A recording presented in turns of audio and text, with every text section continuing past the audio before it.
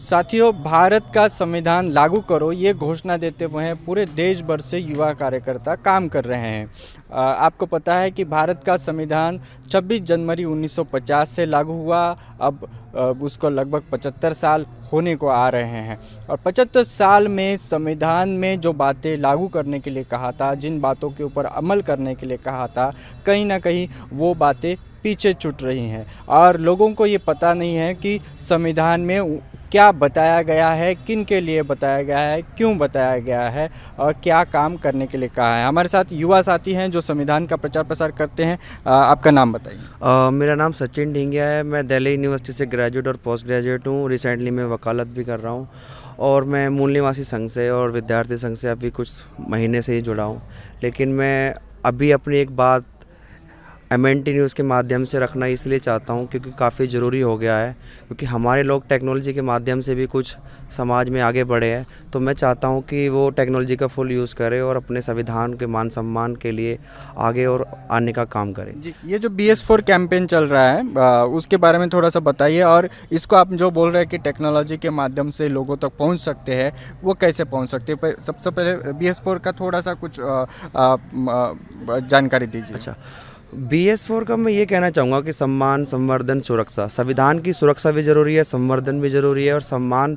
हमारे समाज में हम जो बात संविधान की करते हैं, लेकिन संविधान के अगर 2 आर्टिकल की बात करें तो मैं चाहता हूँ कि हमारे समाज का कुछ हिस्सा नहीं बता पाएगा। तो समाज की जो आसान भाषा, जैसे सर बता रहे थे कि संविधान की आसान भाषा में हमको संविधान का प्रचार प्रसार करना चाहिए।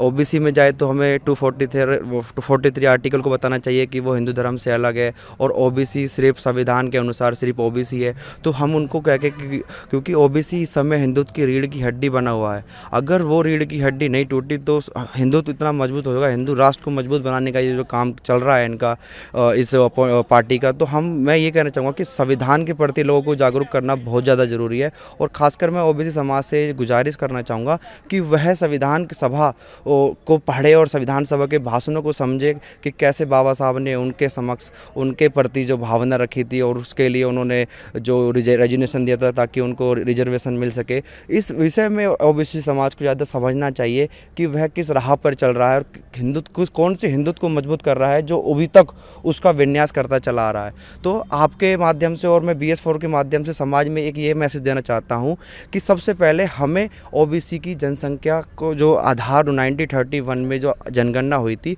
उसको हमें निरंतर रूप से इसको बड़ा आंदोलन खड़ा करने के लिए हमें BS4 में जाकर संविधान के बारे में समझाना चाहिए और उनको एक मांग रखनी चाहिए कि वह कुछ लोग इकट्ठे होकर अपने पास के SDM ऑफिस जाकर वहाँ पर ज्ञापन सौंपे राष्ट्रपति को, ताकि ज़्यादा से ज़्यादा लोगों को पता चल सके कि कास्ट सेंसन का मुद्दा जो एक बड़ा आंदोलन रूप खड़ा कर सकता है। और उसमें समझ ये है कि क्यों ज़रूरी है, क्योंकि नीति जो बनती है सिर्फ और सिर्फ कास्ट सेंसस के आधार पर बनती है।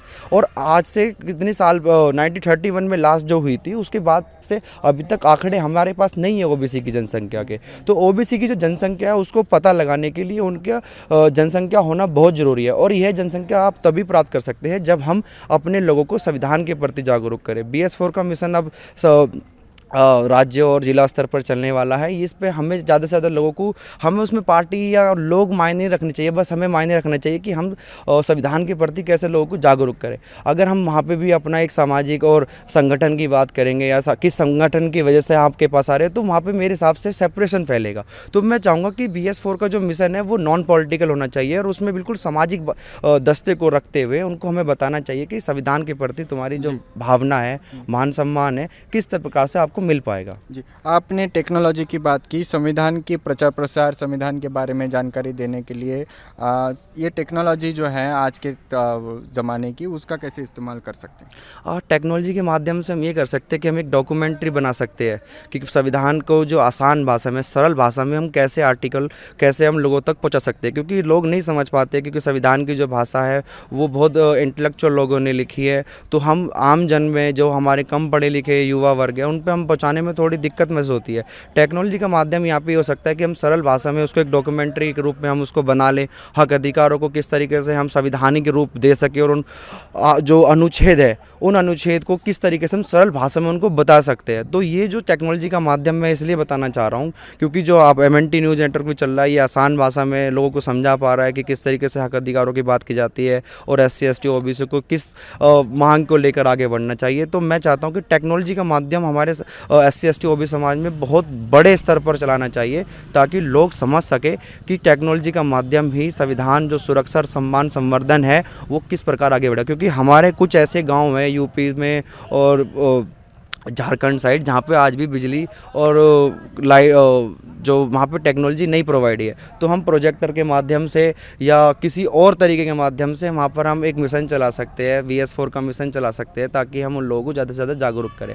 और जागरूकता ही मेरे हिसाब से मैं समझता हूँ जागरूकता ही हमारे सामाजिक संगठनों का और हमारी जितनी भी राजनीतिक पार्टी का एक मूल आधार होना चाहिए। ये बहुत बहुत शुक्रिया, सही बात कही भाई ने कि जो टेक्नोलॉजी है आज के तारीख में उसका इस्तेमाल हमने करना चाहिए। फेसबुक है, ट्विटर है, व्हाट्सएप है या जो भी माध्यम है, जैसे कुछ लोग टेलीग्राम पर होंगे या कुछ साथी जो है इंस्टाग्राम पर होंगे, उन सब लोग संविधान के बारे में जो जो जानकारी उनको प्राप्त होती है कम शब्दों में वो भेज सकते हैं। MNT न्यूज़ नेटवर्क पर हम रुकते हैं यहीं पर। हमारे MNT न्यूज़ नेटवर्क के चैनल को अगर आपने सब्सक्राइब नहीं किया है तो कृपया सब्सक्राइब कीजिए। यूट्यूब पर भी हमें, फेसबुक पर भी हमें लाइक और फॉलो ज़रूर कीजिएगा। बहुत बहुत शुक्रिया। MNT न्यूज़ नेटवर्क को सब्सक्राइब करें, लाइक और फॉलो करना ना भूलें। साथ ही बेल आइकॉन दबाकर जन जागृति की मुहिम में जुड़े रहें।